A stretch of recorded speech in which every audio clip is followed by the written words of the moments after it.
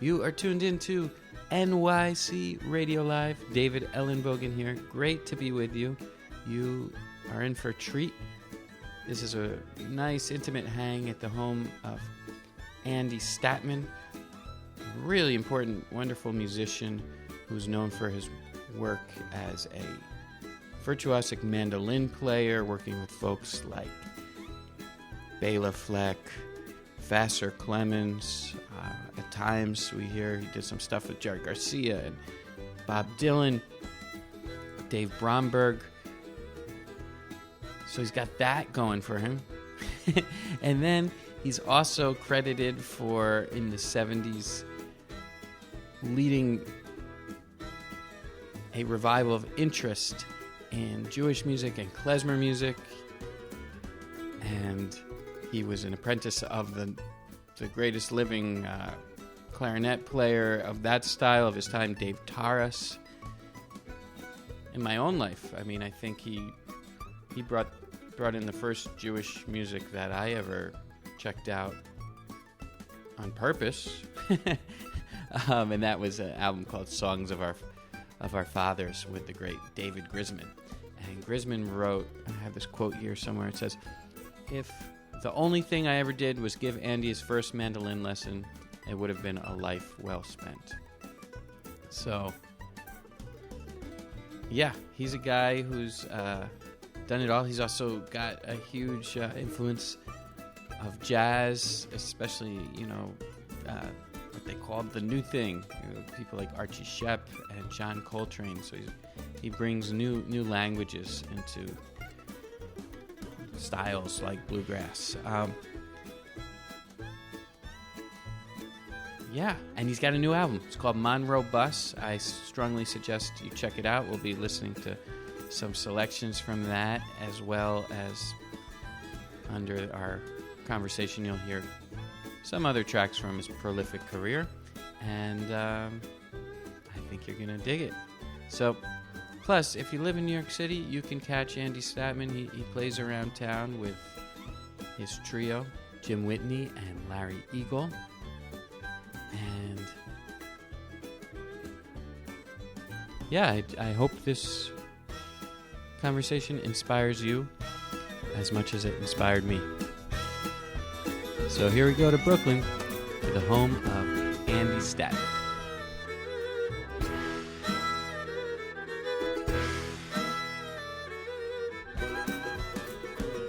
Great to hang with you. This is Great awesome. to hang with you. Thanks. Yeah. So your family, for generations, it was a musical family. There's cantors. And On my mother's side, we had cantors, which are Jewish religious singers. They were also composers of religious melodies, going back to the probably mid 1700s. Wow. And when they came to America, I know my great grandfather. I think he had 7 daughters. And they would all, if you wanted to marry one of his daughters, you had to be a cantor. Wow. So you were bred. Well, no, I'm saying it's there. Yeah. I mean, No. So this is okay. I'll tell you something funny. But anyway, so when they came to America, this would be my grandfather's generation. Mm-hmm. This would be people started coming in the 1880s, but and then the late they were different parts of Eastern Europe. They had to move around, but my mother's family originally Lithuania. They were in Poland,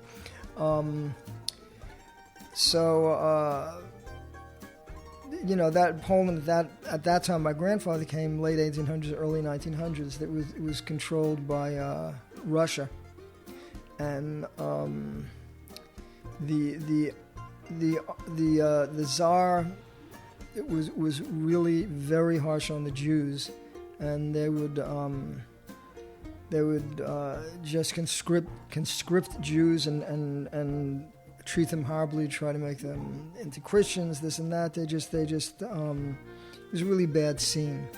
So I know both my grandfathers from my mother's side and my father's side, they escaped. They were able to escape from the Russian army. There's like an underground railroad, so to speak.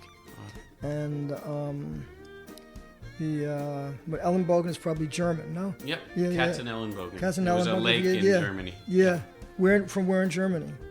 I think the place is called Katzenelnbogen. Katzenelnbogen. In fact, do you remember his hit song called Katzenelnbogen by the Sea? Some people know this. Anyway.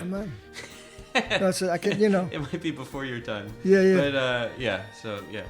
Anyway, what was I going to say? So when they came to America, they got into music. They grew up with that. So the older ones, they were named Willie and Eugene Howard, and they had a sister who also sang. They were all cantors and opera singers, and Willie Howard, they did vaudeville, and he started. He was very popular. In fact, I think he did, right before he did the first one-man show on Broadway. And this is your grandfather? No. This would be my grandfather's first cousin. Okay. So my first cousin twice removed. In fact, supposedly Marlon Brando cited him as one of the actors he modeled himself off. And he was one of the first Jews to do... he did very early shorts, those like 20, 30-minute movies, that in between the main feature movies. Mm-hmm. He didn't do it in like a typical, with a Jewish accent or this or that. He was the first just to, play whatever character he was playing. So he had a lot of famous characters he played. I mean, the younger people won't relate to this, but who Marie Chevalier was. So there was a whole thing. People used to make fun of Marie Chevalier and singing it, like "We're from Mockingbird, things like you." Da, da, da, da. So he sang that. So Willie Howard was the first one to sort of imitate him. He had the French teacher. He had one of his things. Anyway, so they're on Broadway. Another cousin, these are all first cousins, was a guy named Sammy Fain, who was. He started out, he sang in the Yiddish theater and stuff like that. Yeah, I've heard that name. But he was writing in Tin Pan Alley. So he was part of, he knew Ellington and Fats Waller and Gershwin and Cole Porter and this and that. He knew all those people. In fact, he used to tell me, he said, whenever he saw Fats Waller, he said Fats Waller would always put his hand in your pocket. And he said he'd either be taking out money or putting in money. You never knew which he did. So Sammy Fain, when they started having sound in movies, they brought him out to Hollywood to write for the movies. So I used to go visit him when I used to play out in L.A. back in the... late 70s, early 80s, and he had like 3 or 4 Oscars on his piano, for the best song in a movie for the year. And he wrote, he wrote the music for Alice in Wonderland. He wrote Love Is a Many Splendid Thing. He wrote I'll Be Seeing You. That's my grandmother's favorite song. Yeah, he wrote, he just Secret Love, April Love. He wrote. He was writing since they had sound and so he was friends with that whole, that whole Hollywood scene, that whole classic Hollywood scene. He used to go to the races almost every day with Jimmy Durante. He'd take me out to the Brown Derby, and he was when I wanted to get into ASCAP, there's no problem, let him in, So was he involved with vaudeville earlier? He might have been involved with vaudeville. I know he had like national radio shows where he played piano and sing.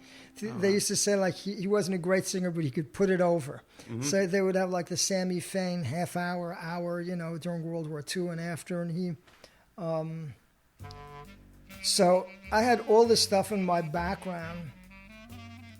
And yet when I was into playing hooky from school,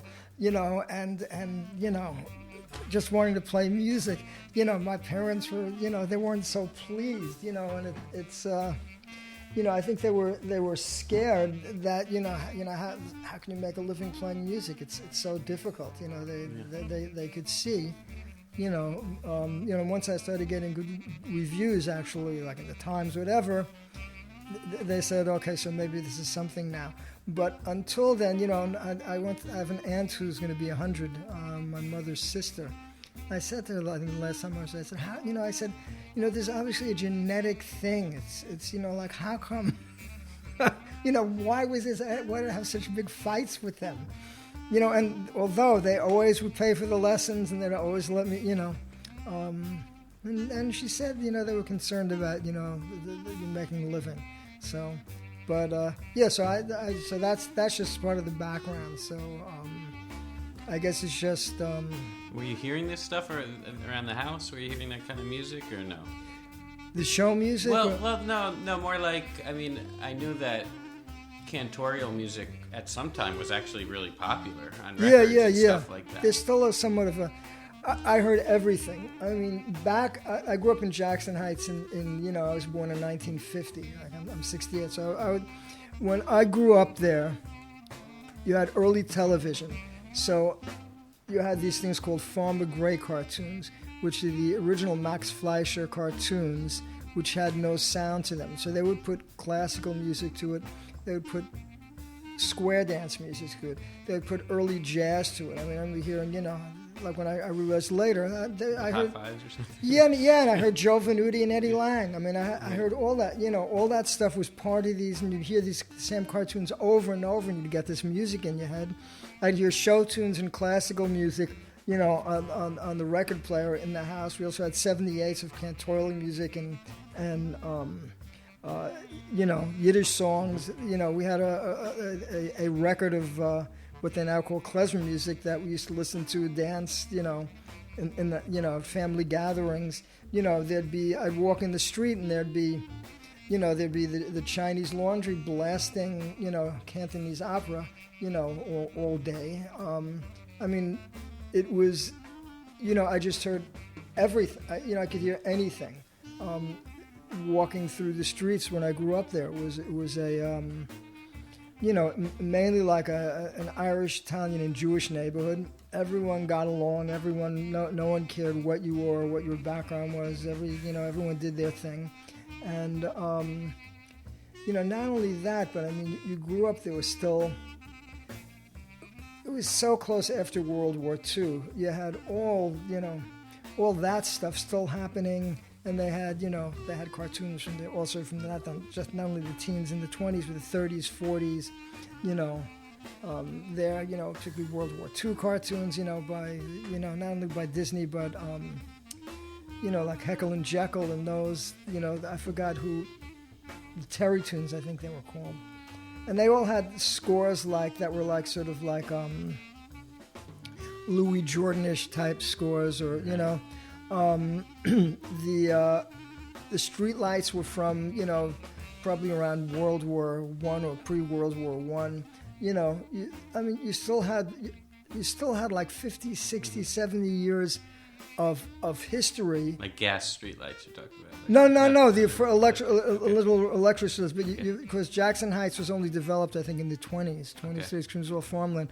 But you had living around you all this stuff, and then I had my grandparents and my great aunts and uncles from Russia and from Poland. They were living right there. One was living in a house, so they were in the neighborhood. So I just had this huge mix of sounds and different great music happening. And you didn't have resistance to any of this stuff? Like you weren't eye-rolling like, ugh, this is my parents' music, this is so dated, or you were just open to everything? Yeah, I had no... to me, in fact, if anything, I would look up to older people rather than I saw an interview with a good young musician recently saying, "Oh, this is what we young people like," and they want blah blah, and it's like they're sort of blind. They're blind because they right. It's I never quality music has nothing to do is not on a timeline. It's either has quality or it doesn't, right. And it's not. There's no timeline for this stuff.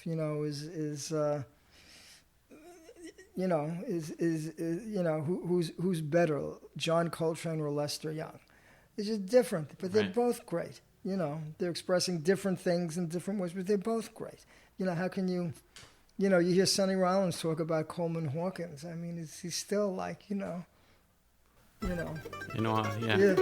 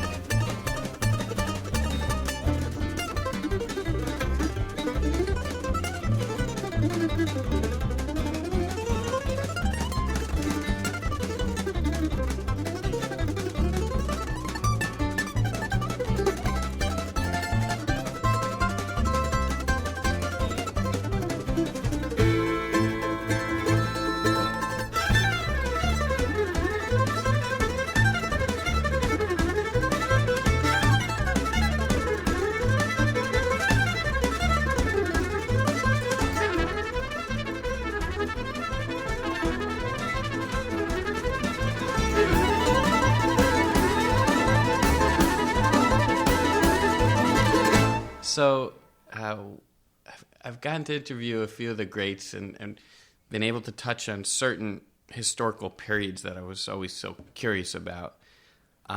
You got to are the first person that I'm get to meet that spent some time in Greenwich Village, 1965, Right. in the folk scene. So I'm curious if you could kind of paint the picture a bit, and also I'm curious if did it feel like something was really happening, or because sometimes historically we look back and say this was an amazing period, but maybe it just felt like normal life. I should go back a little bit. So Sure.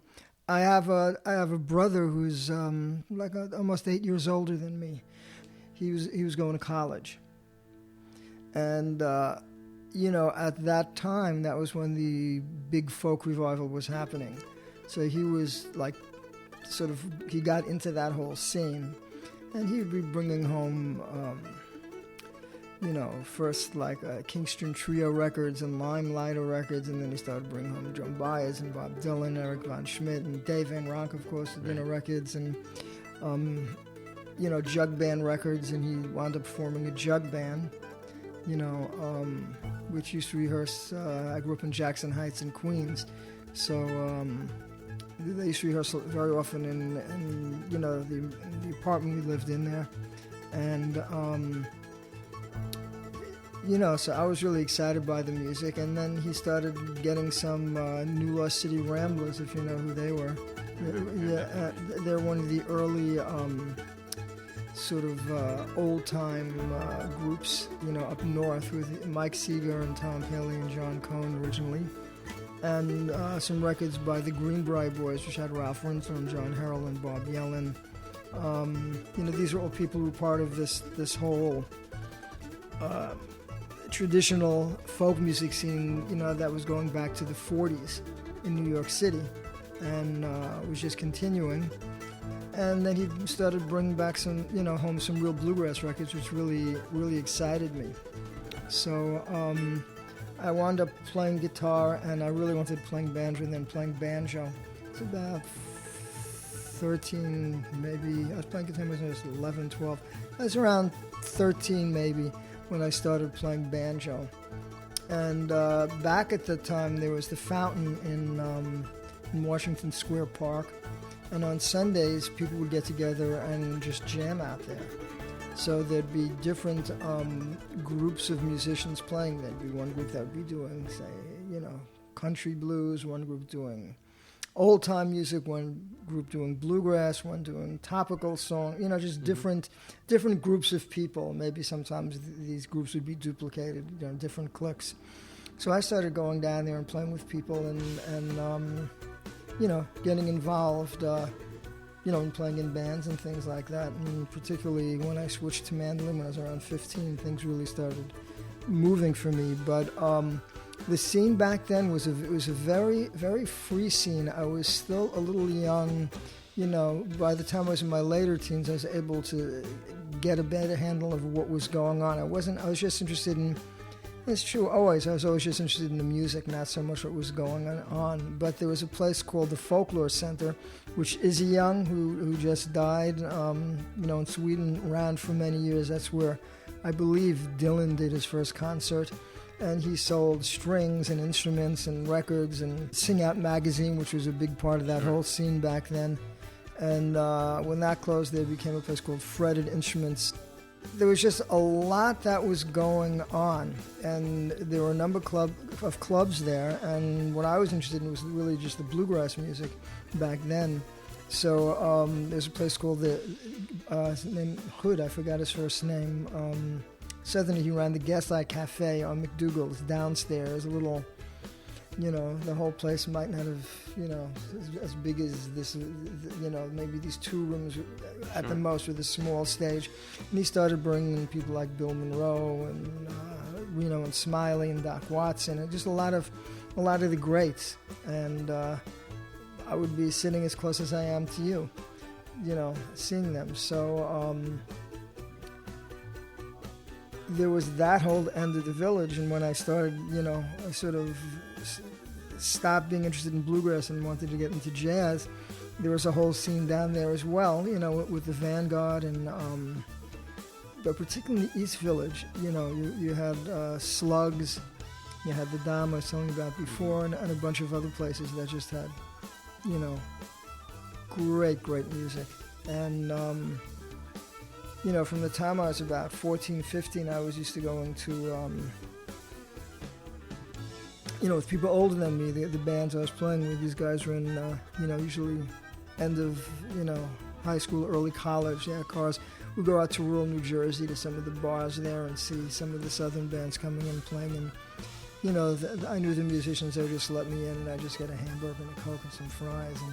And, so I was still underage, but, somehow they saw I was serious about the music, so they let me in. They didn't, no one really cared. And a bit later, once I started, how can I put it?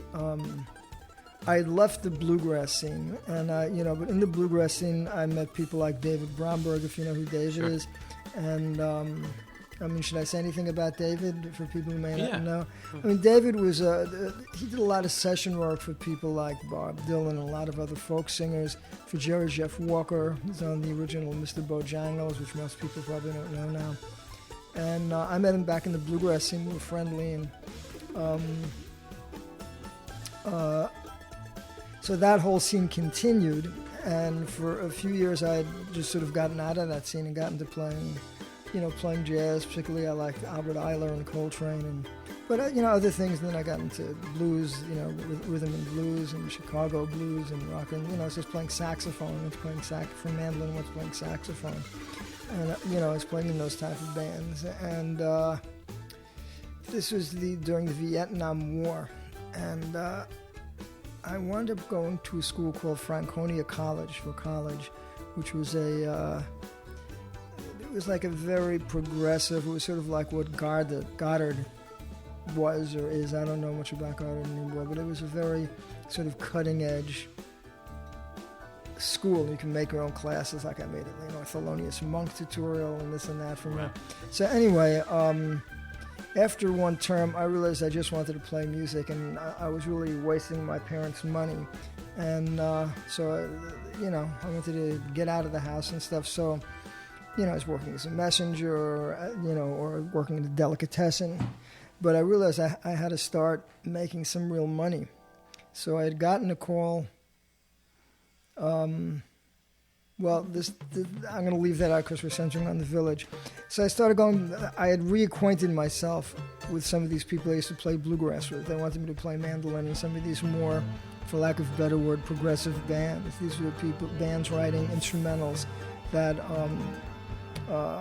were not based on the basic bluegrass chord form, but extensions of it. And so I began making the scene in the village again, backing up folk singers, this is that, and I quickly ran into David Bromberg, who was with Columbia Records then and had made a name for himself. He was sort of the first person to combine different types of roots music in one show, meaning he could do the regular topical folk music, but he was a great blues player. He could play Chicago blues as well, electric blues. He could play bluegrass, he could play old time. He did all this, the first person to put all that stuff together in one package. Yeah, I think that's something that people forget now, is that there's a big partition, and if you played St. Louis finger style or something like that, you didn't play Mississippi Delta blues or something like that, right? It was pretty segmented. Yeah. All these sort of like everything was segmented. What happened in the late '60s was that a lot of these sort of alternative forces had a confluence. So like it would be like the beats were into jazz, and you had the jazz and the beats, but they would be really down on rock and roll, and the rock and roll would be down on the jazz. It was just all these. There were all these like sharp, judgmental divisional lines, but they all came together in the whole explosion in the '60s. Right. And and folk music was very associated with communism and working people's movements and that kind of thing. Yeah. Although, like when it got to bluegrass and old time, that wasn't. No one was really into politics in the bluegrass and old time. That was not really. They were just into the music. The topical folk singers, by and large, were more interested in singing. They were like broadsides in the old sense. Like political statements. Sets like a of Pete music. Seeger type. Yeah, thing. that type of thing. Yeah, and that really was never much for me. Yeah. I mean, of all those guys, I always loved Dave Van Ronk, but he did like a bunch of ragtime music. He did a lot of different things. But so that wasn't the scene that I was involved in so much. That was just a different scene. I was never really involved in any sort of political use for the music that I'm playing. I just want to keep the music and have it as a unifying force rather than serving any sort of ideology other than just trying to play the best that I can, play the best music that I possibly can. That's my ideology, and I don't want to, so, people change, things change, and it's, but music changes, but it doesn't change, and it's either, it's either happening or it's not happening so much. So, it's music is music. So that's what I was always into. So anyway, I started making.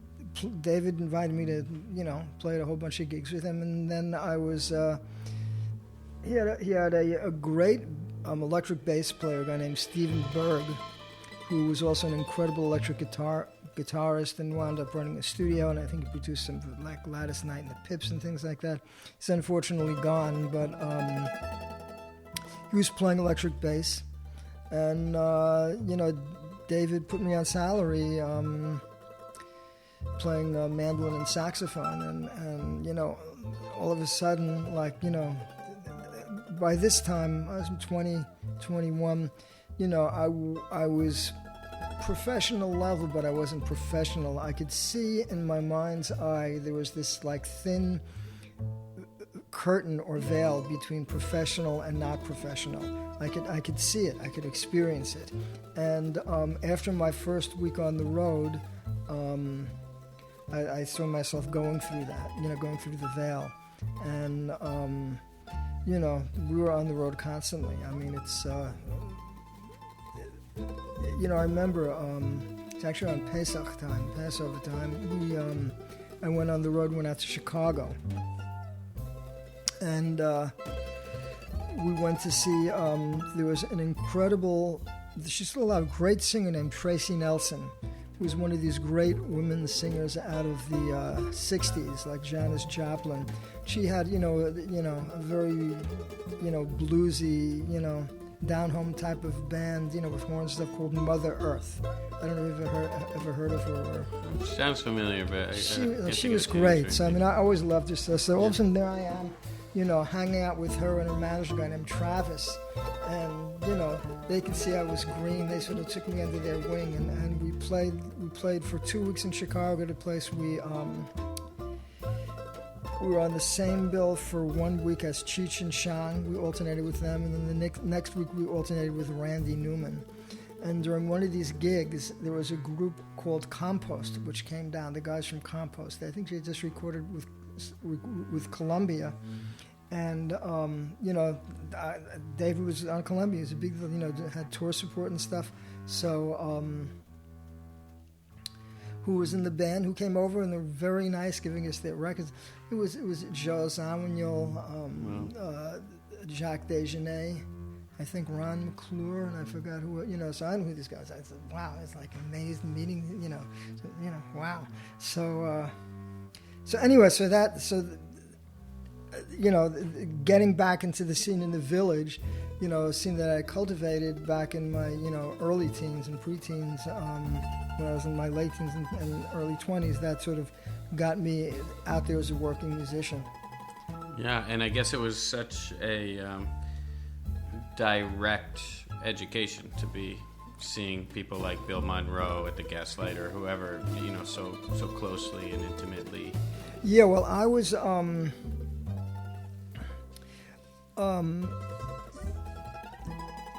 I was a student of David Grisman. Gave me some lessons and got me going. And David was, part of that scene and sort of an introduction. But we got down, there was a place in about an hour out of Philly, out in the farmland in Pennsylvania called Sunset Park, which was one of these open-air country music parks. There were a lot of transported Southerners there. In fact, what's his name? Del McCrane's brother Jerry lived right around there. They were there, and I used to, I just got to know all the musicians, particularly a guy named Vassar Clements, who, if you know about, and I met him when I was about 15, and I asked him about some stuff he did, because I was busy spending, all my days not going to school, but transcribing solos and learning the language, And, I asked him how he did some stuff on fiddle. It's the same, more or less the same fingering. And he would just show me stuff, and, we quickly became friends. He was very kind to me, and I eventually wound up, working for him out in Nashville, about 10 years later. But yeah, I was lucky. I was, at that time, it's really interesting. I mean, all the primary figures in the creation of bluegrass were still alive, and they all still had classic bands then. In fact, it could be argued that in that's just when the bluegrass festival movement was starting. I was at those first bluegrass festivals, and that was sort of maybe the last, how can I put it? The musicians stayed great and they continue to grow. But what was happening in the music then, there was a bigger economic activity, and they also had their classic bands. They were all at their height of their powers. There was sort of like almost the end of just the greatness of that first and second generation. And then the music started morphing into other things when I wound up in a group called Breakfast Special in the early 70s and playing those festivals and things like that. But, each music has its time and place and goes for a certain point, and then it sort of moves on. And maybe the thrust of the music changes, or maybe it just becomes dormant or whatever. So, but the initial people who created bluegrass, by and large, they were all individuals. They all sounded like themselves. And they,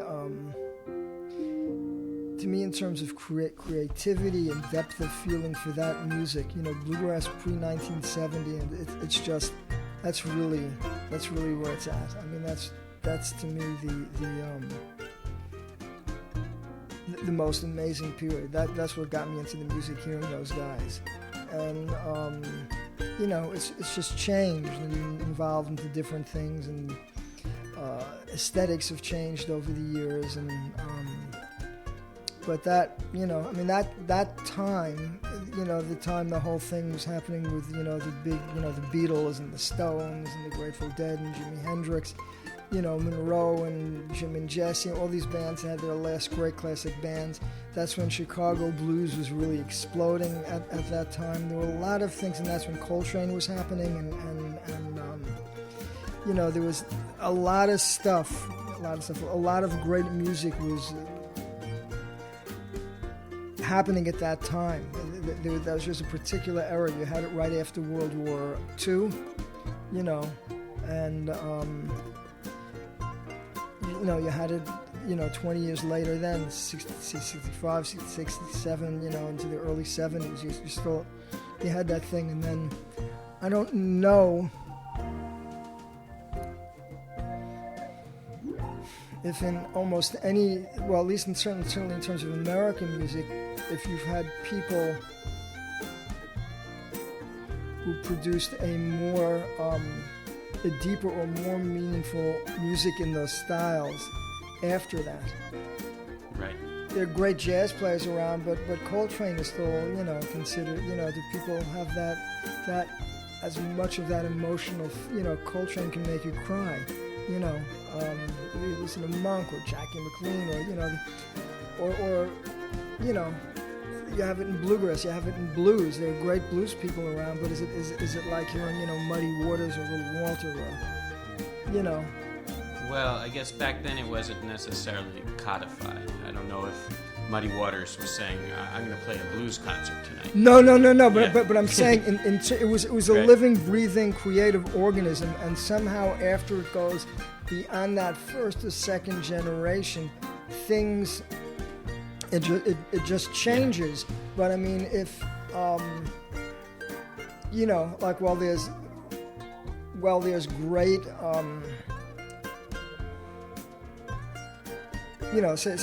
there are many wonderful tenor saxophone players around.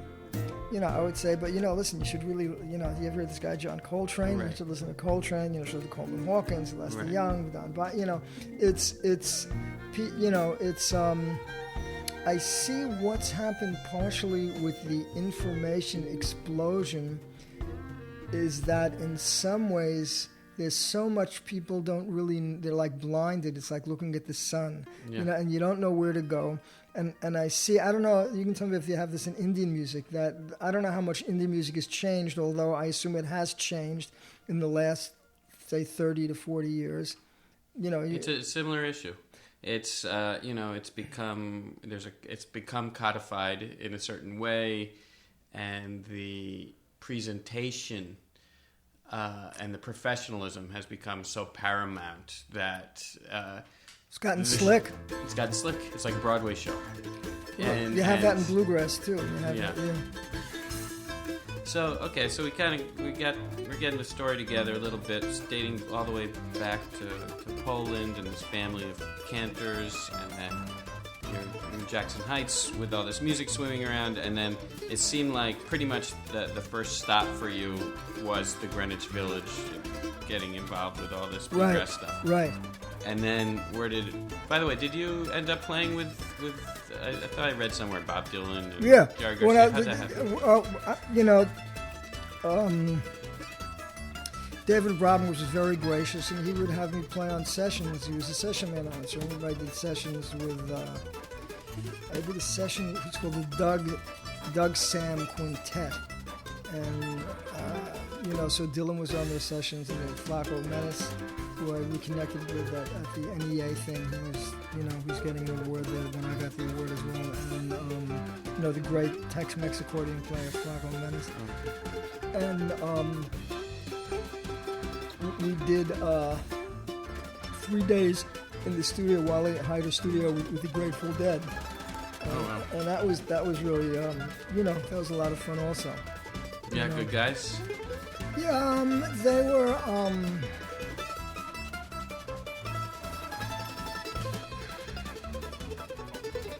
they were nice. They were very, they were professional. I was, I appreciated that I was never that into the Dead. When I got to play with them, I realized, that they were really, really good.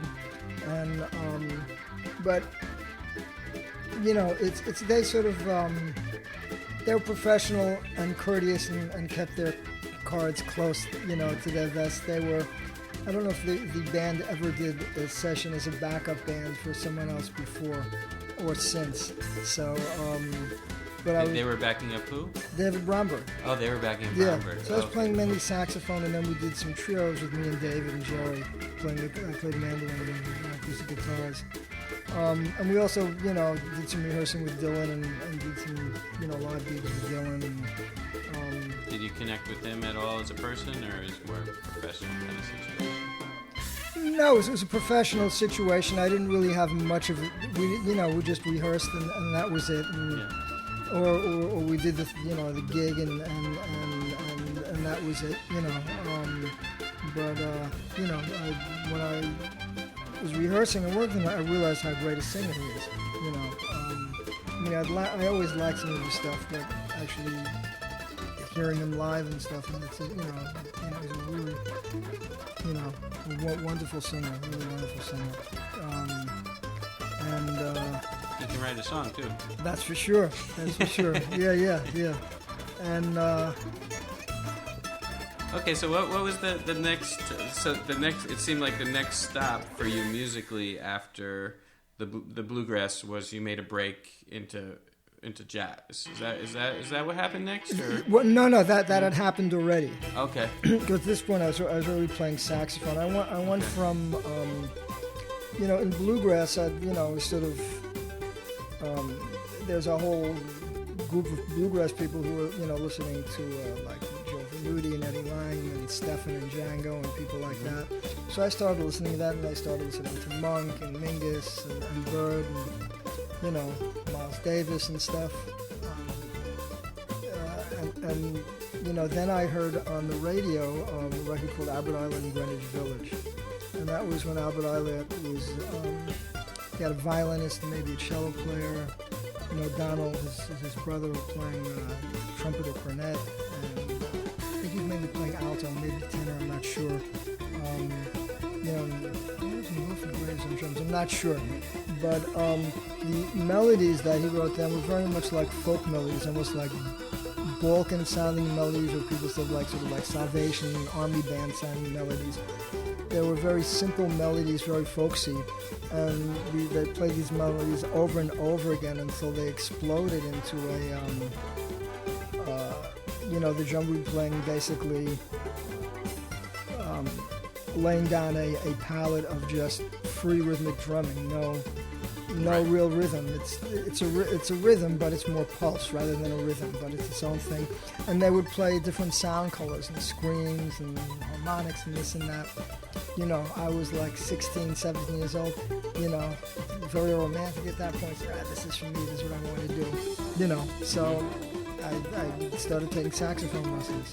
I mean, musically, it's much more wide open, I would think, in a certain sense, than the bluegrass. Oh, yeah. So, I mean, it affected my mandarin playing a lot. I mean, each thing affects the other. Sure. So,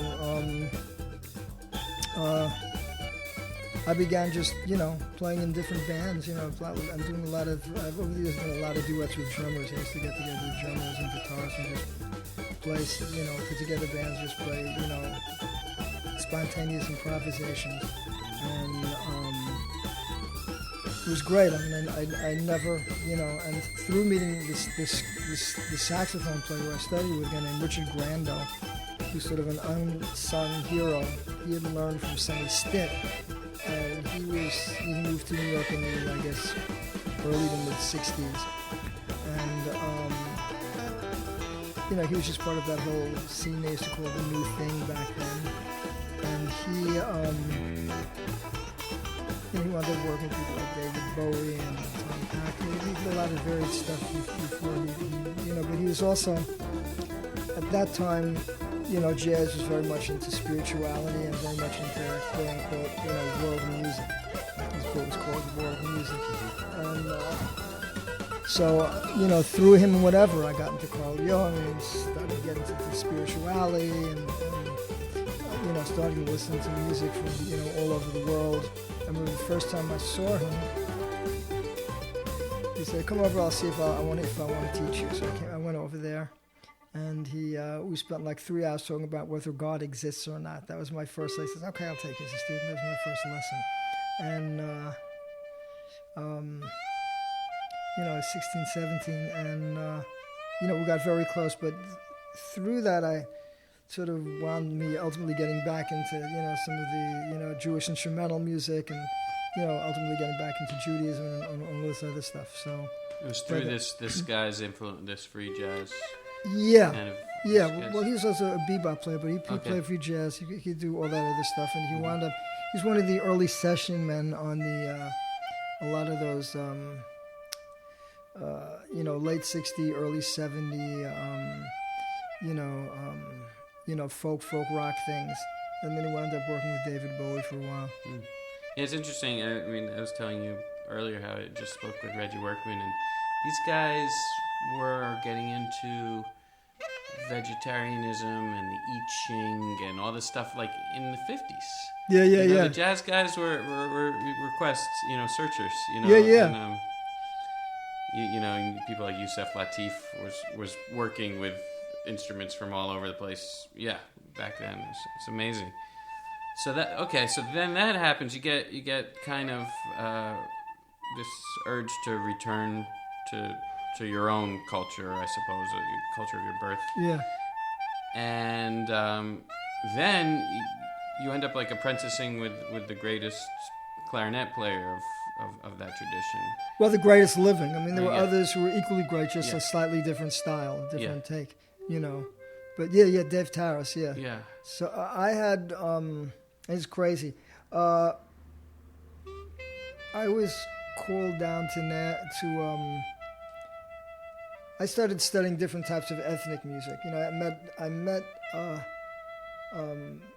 Zev Feldman, who's you know, a wonderful musician and musicologist, and he was playing santuri. He played a lot of Persian music and worked with Persian musicians, and he also was a really wonderful Balkan percussionist. And we started playing together, and we developed a diverse repertoire, and we decided we wanted to get into, there were one or two great Azerbaijani classical musicians in New York. So I started playing tar, studying with them, and we started playing some Azerbaijani music and Turkish music. Also, I was very interested in the Iprit music. I started studying with this guy named Pericles Halkias. I don't know if you know Pericles, was a genius musician.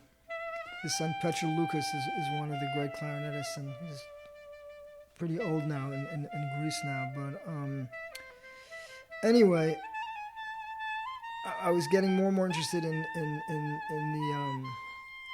traditional Jewish music, that I heard as a kid.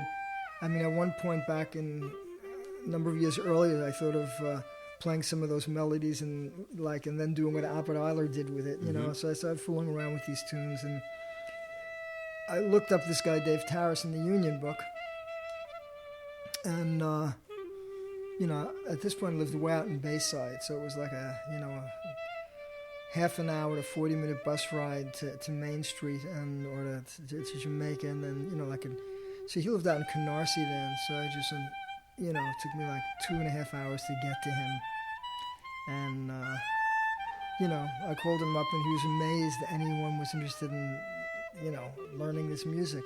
So I had transcribed some of his stuff, mainly on saxophone and mandolin. I didn't really have a clarinet then, and we sort of hit it off, and then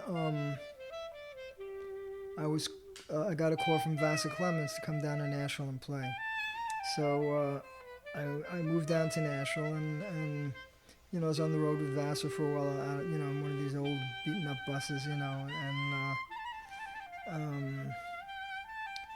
we used to do package shows occasionally with Hank Williams Jr., or Jerry Jeff Walker and the Lost Gonzo Band, one of those country outlaw things. Anyway, I came back to New York, and I looked up David. I just moved to Brighton when I came back, and he just moved, right near there. So went over, gave me clarinet, and we started in, and we became very, very close.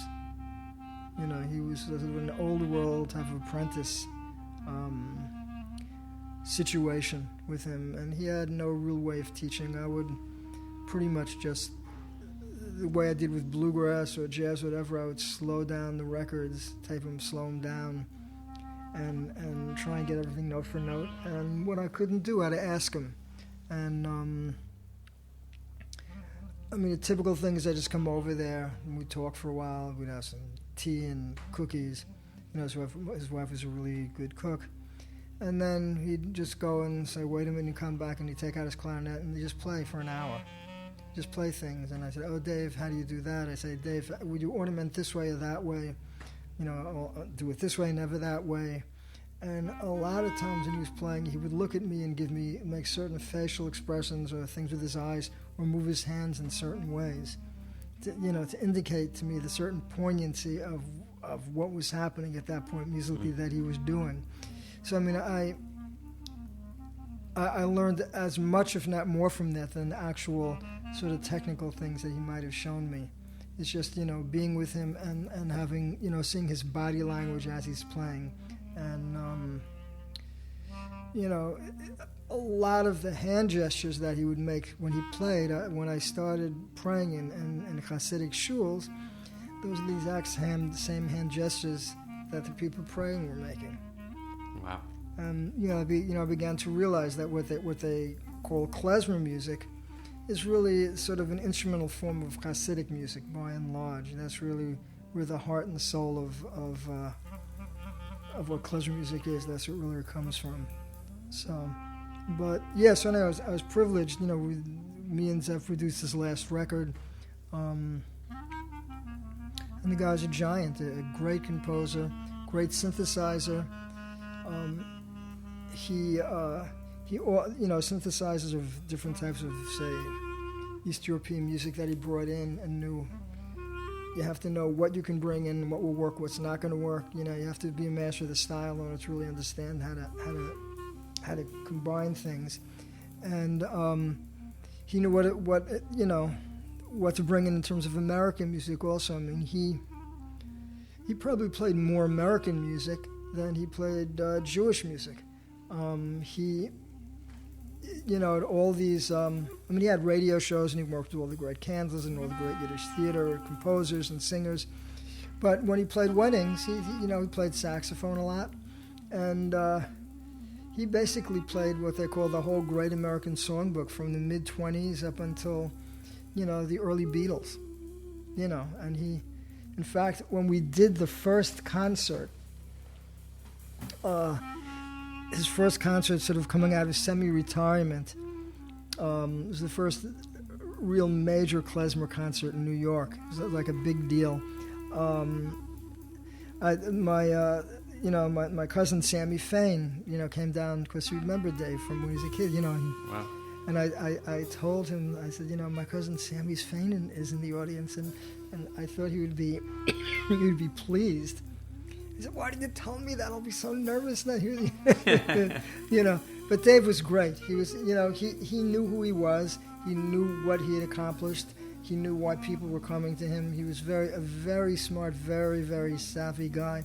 And this is a guy who went from, playing for the landed barons on Saturday nights when they would send a sledge run by beautiful horses and put furs on top of them to keep them warm, to keep the musicians warm in the sled, and these big lavish balls they'd play.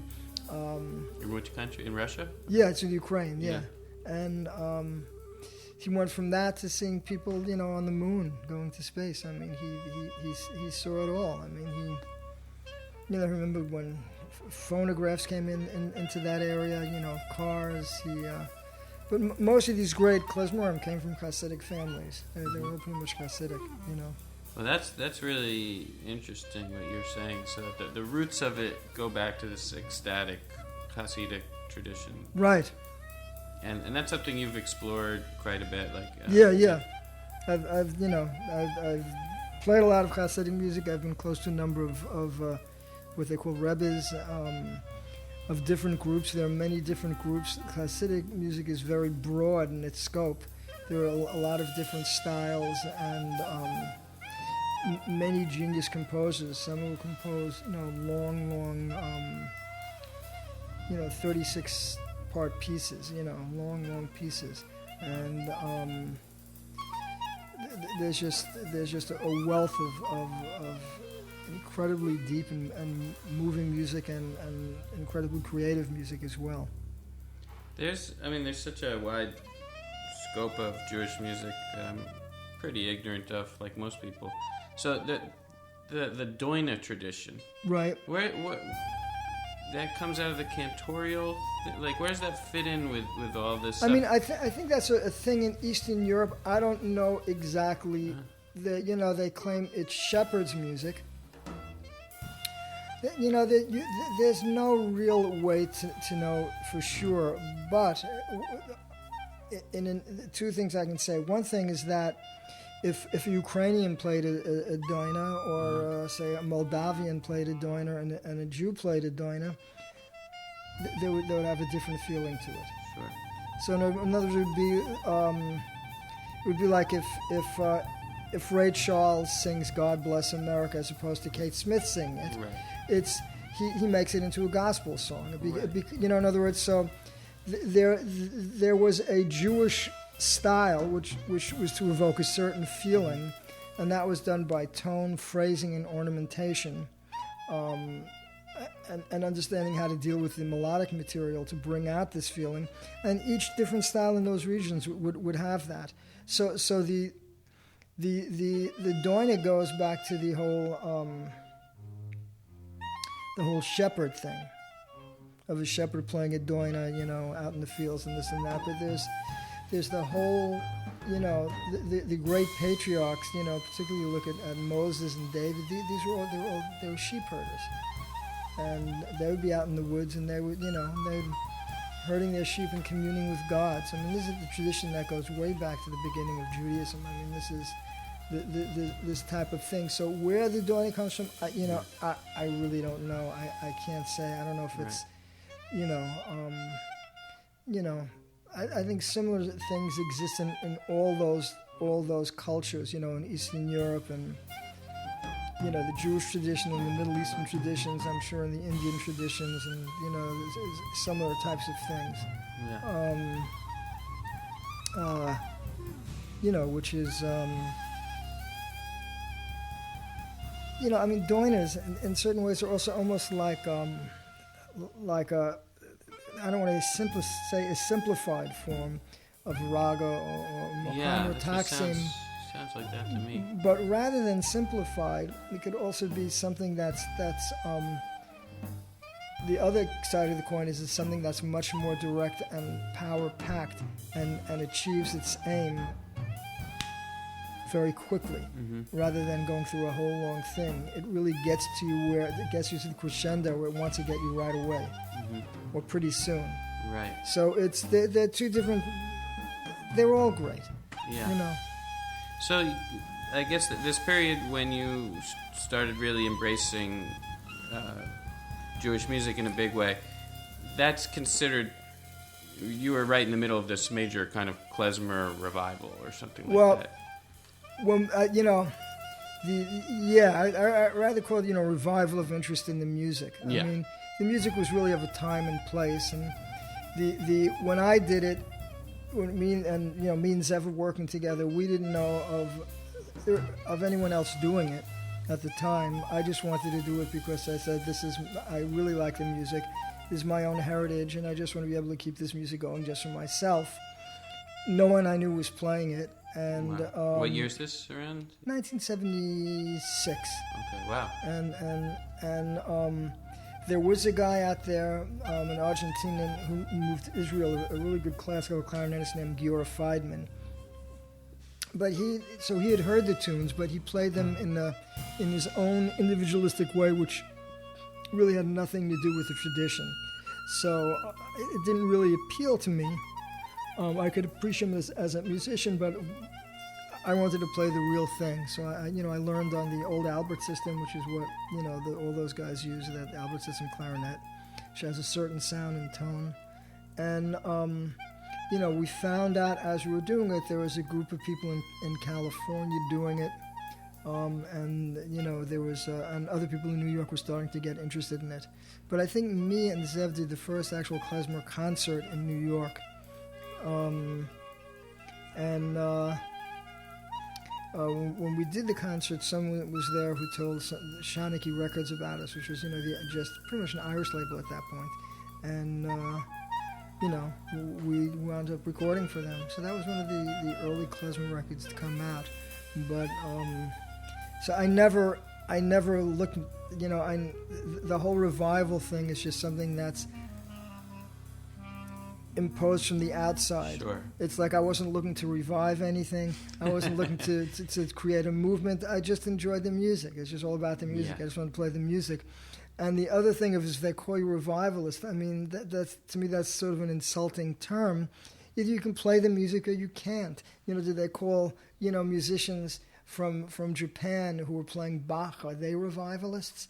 Mm-hmm. That's not.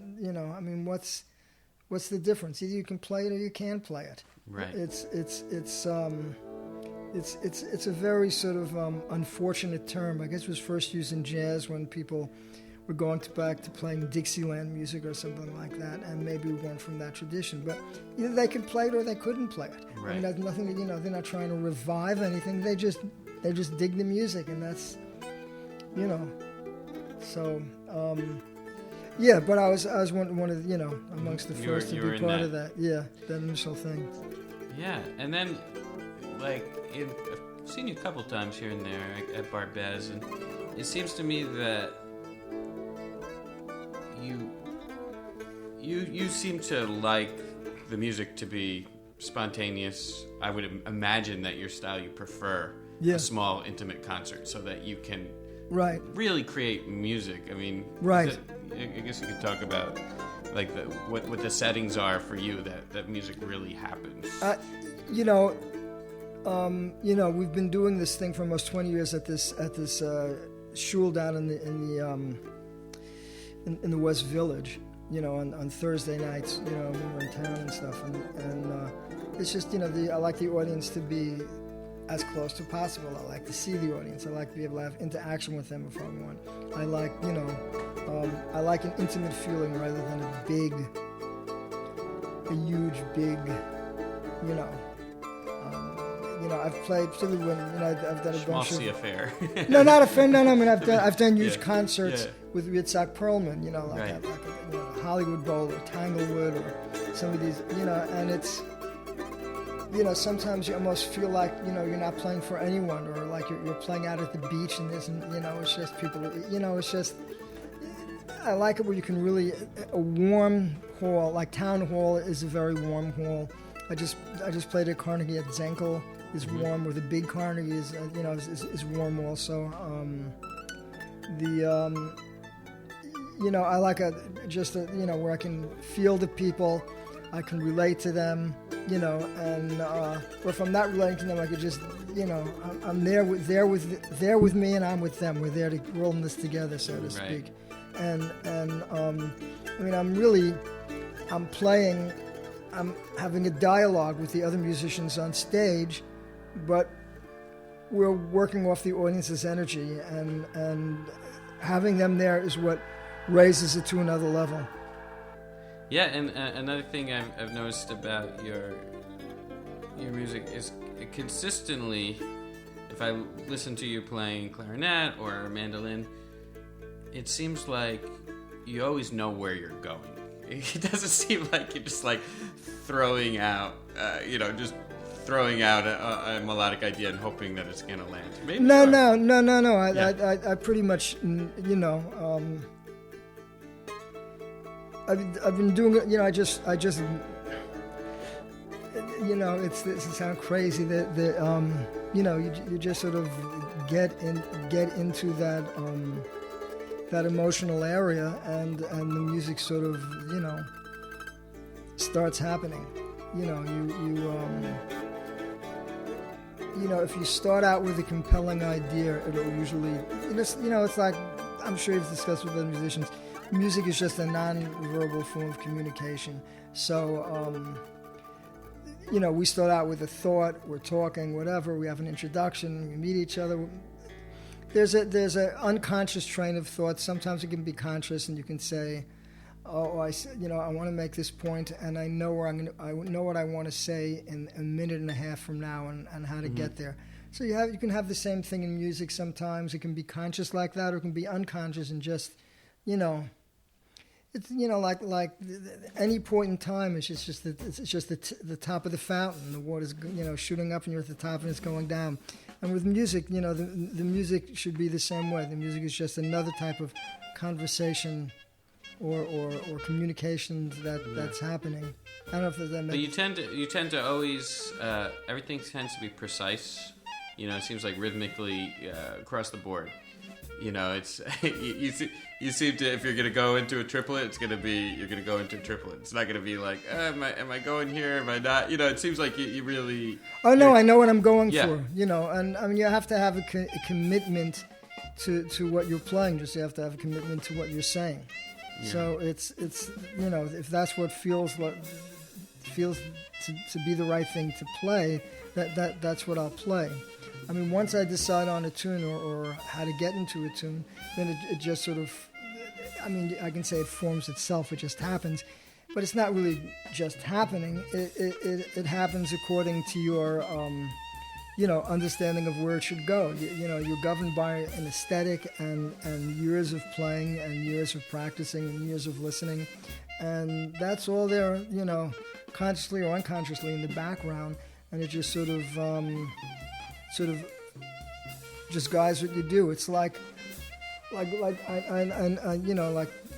say with indie music, when you first heard indie music, it might have taken you a while to really understand things. And now if you hear Indian music, you hear it in a whole other way. But that's because you're familiar with the language and you have years of conscious and unconscious memories and you're in there. You're in the same room. You're in the ball game, in the ballpark.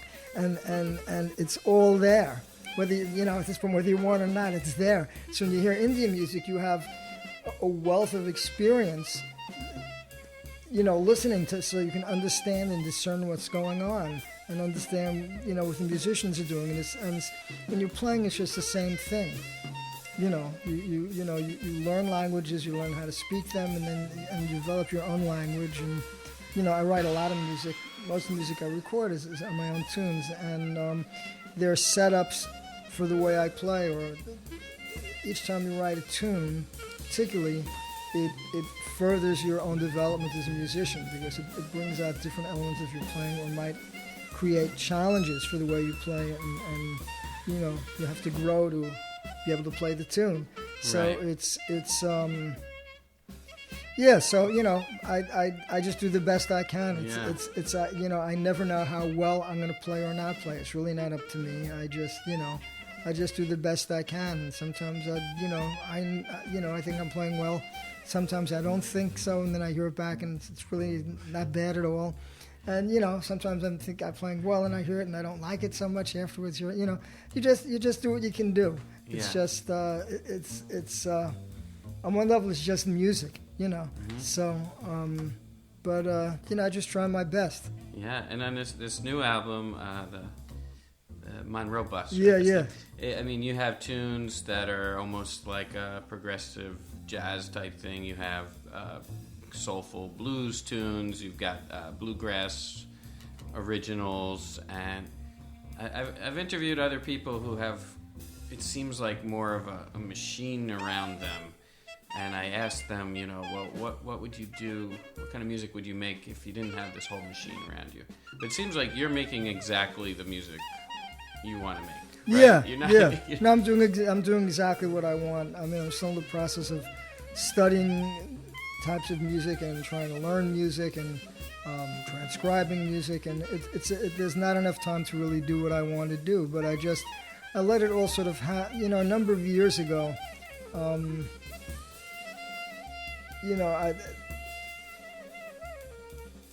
I used to, like, when I started out playing the Jewish instrumental music, the klezmer music, I would record that for Shawnee and my own music and more bluegrass-oriented music. The more American music, for lack of a better word, I would record on Rounder. But a number of years ago, they said, this point, I'm going to just play music and let it all flow together and use my own aesthetic as to what I'm going to do. So the way I would play like a Hasidic number with the trio I work with, Larry Eagle and Jim Whitney, who's bass and drums, I'll play it one way. If I'm playing it at a Hasidic gathering, I would play it another way. I wouldn't bring certain things in, probably. If I'm playing in a bluegrass band, I could take it out, but a lot of times I might just try and keep it in that pocket, but be creative with it, keeping it within that, being able to move around the edges of it. So it's just spontaneous decisions I make, but you really need, a musician really needs to understand one style really deeply. You need to be able to find your voice in one style, so that not only have you absorbed what came before you, and you can actually replicate what came before you, but you found your own voice in that style. And once you really understand one style, then if you want to learn another style, it's so much easier, because you'll know exactly you'll understand really what makes a style tick, and you'll understand how to find out in the other style and immediately what to look for in order to get to the fruit of the style and how to get grounded in the style. So it's, nowadays, there's so much amazing music available on YouTube. Musicians can very easily become good technicians, but very, not really deep in any one style. They can play okay jazz, they can play okay classical, they can play Irish music, they can play bluegrass, but they're not really great in any one of them, and part of that is because they didn't spend the time to get really great in one. If they got really great in one, and if we went to another or another after that, they would understand really, what I believe what to go for. Yeah, do you know Hari Prasad Chaurasia? He's one of the great bansuri player. No, I don't. Oh, okay. Well, No, he's the greatest living bansuri player. You might have heard him on any of those McLaughlin type things, and he said exactly the same thing. Yeah, yeah. That I think it's actually an expression with Indian music that you have to learn one thing before you can learn other things. Yeah. So I agree with that. But also in today's, it's less likely that, when you're playing Jewish music, you're reflecting on sitting on Dave Taras's couch, and it's living it. Right, you know, right. and you're sitting in the gaslight watching Bill Monroe and Right. how his carriage when he walks in the room and all this stuff. So I imagine trying to learn music only from data, as opposed to from people. Yeah, or it's in styles. You're already like 2, 3, 4 generations from a lot of the original sources, and I see that a lot of the younger musicians are their styles are based on. I mean, first of all, it has to do with taste, so they like it. So you can't argue with people's tastes.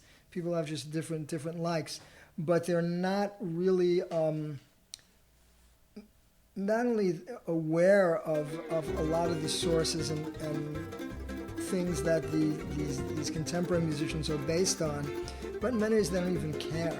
And I remember speaking to some people and who consider themselves, say, authority in a certain music field, and I said, well, we're talking about someone who recorded a particular melody in the last few years, and they said it was based off a record made in the maybe late 90s, early 90s. And I said, well, that, and they thought that was the first recording of this melody. And I said, no, I like the original record. What do you mean original record?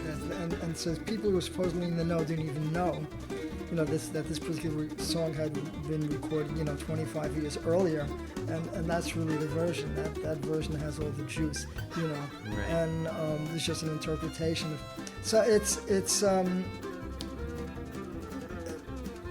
I see just aesthetics change, styles change. And I'm sure, like, a lot of the older musicians in Indian music are a little concerned about what might be happening in the music now and where it's going to go. I don't know. Maybe I'm wrong. Yeah.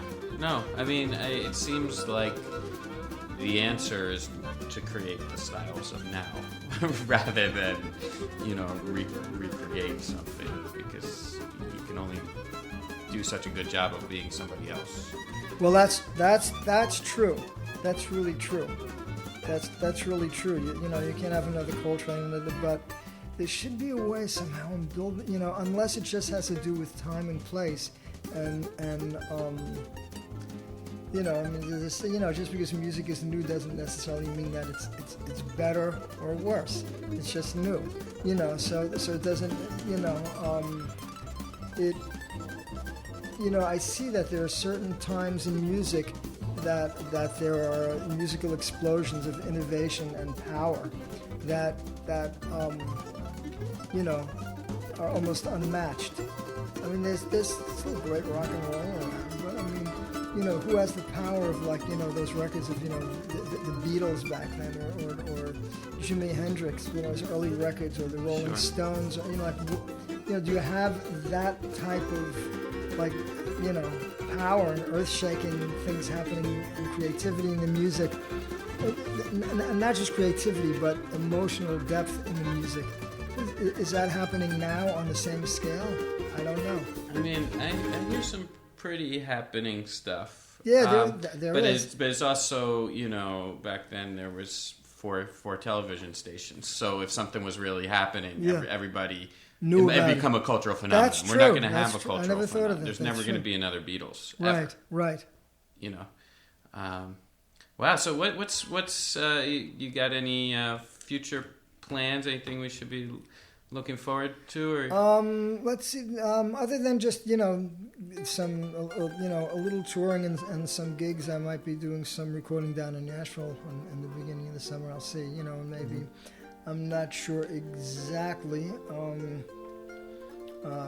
Might be a bit more traditional. I'm not sure. Also, I started working again with Zev Feldman, and he's discovered a bunch of really amazing old manuscripts going back to the early 19th century, and so we're thinking of we'd like to record some of this stuff. We actually did our first gig together a few months ago. It was great, and so he's very busy teaching all over the world, and and I'm busy playing. So, but we're gonna start working more, working together and do recording. Some other types of Jewish stuff. I'd like to do some hasidic records of, different hasidic groups, and I'm constantly writing music. So it seems like you managed to concentrate on music and let the business come to you. Is that? Yeah, I've never found a good manager, and anyone who managed me or booked me was never really very didn't know what to do, and because of the different styles of music I played, what is he playing? Is he playing bluegrass? Is he playing? What's he playing? Also because I'm religious, so I'm not working on Friday nights and most Saturday nights, and there's 50% of the profits right there. Well, yeah, but I mean, if they want me, I could play on a Thursday or a Sunday, so I mean, it's not so much of a deal, but they can do it. So, but I just never was able, it seems today what you really need is to have a machine behind you, which has a record label that's tied into a PR company. A publicist who's hooked into the right people in the media, and a booking agent who works with the publicists, and you need a whole machine behind you. Yeah. And I just I never got to that level business-wise. I was with Sony, for a bit, but I never really attracted that type of thing. Yeah. But you're fine. I'm fine. I've raised a family. I have grandchildren. I'm getting by. Thank God. I've always gotten by. And I'm doing exactly what I want to do. So I wouldn't want to. I still enjoy, getting in, flying somewhere in the Midwest and renting a car and traveling for a few days. But I mean, being more on the road for more than a week or 10 days, even that is too much for me. I really wouldn't want to do it. I mean, part of it is it just takes away from writing music and practicing and developing. I'm not a youngster anymore, but, thank God I'm in good health and everything's moving along nicely. Yeah. So, well, you avoided a lot of the pitfalls that take musicians out. Yeah. Yeah. So, I'm, I've had a working band here in the city, the trio, for the last 20 years. I mean, there's almost nowhere do you find a working band around. Everyone's freelancing. These guys are freelancing also, but we're constantly playing together though. So it's I feel like I've been given a lot of gifts, a lot of blessings, and you can't do everything, and so I feel very blessed with what I have. But I feel bad for the young musicians now, because it's just when I came up, it was much easier to get a record deal and go somewhere, and now I know if you want to get on a record label, they want to see the last year of bookings and what your next year of bookings will be. Who's your publicist? It's all bottom dollar. People who I know who are successful, all have sort of a machine behind them. Yeah. Which means money and contacts. Right. And I was speaking to a friend of mine a number of years ago. Who's in the jazz world. Was a player and an educator, and Scott Lee, and he said that in the jazz world, he says there are 2-3 people on the top. He says then it's a precipitous drop after that. Yeah. And it has nothing to do with the quality of the musicians, or whether these musicians are difficult people to work with and no one wants to hire. It's just the business. you know. Yeah. So. And the sad thing is that everybody thinks the other guy's making it because they see the social media. Oh wow, this guy he's doing the thing, right? But like, yeah, no one's doing the thing. It's interesting. There was a he's no longer alive, a guy named Marty Levitt, a clarinetist who came from a klezmer family. And he says you can either be an artist or a businessman. He says you can't be both. So, you know, either have someone take care of the business, you know. So you can get someone to take care of the business who's effective, great. If you can't, then, you know, so you'll be an artist, you know. Right. You know. Yeah, someone told me the Yiddish expression. They said it in Yiddish, which sounds so funny. It was like, daughter, he's a musician, not a husband. Yeah. Well, there was, you know, musicians don't always have the greatest reputation, unfortunately. Yeah, you know. But the music lives on. Yeah. It can't be stopped. And it's the thing is, the music is just a great life source for people. It means not just the musician, but it means so much to the people who hear the music. You know, the fans of the music. It really plays an important part in their life, and helps to uplift them and you know, make them think, make them happy. You know, it's an important thing. So all of us involved in the musical, you know, community on any end, even in the business end, it's really doing a great service to people, to helping people out with the music. All right. Well, thanks for all the great music. Looking forward to hearing more. Thanks. All right.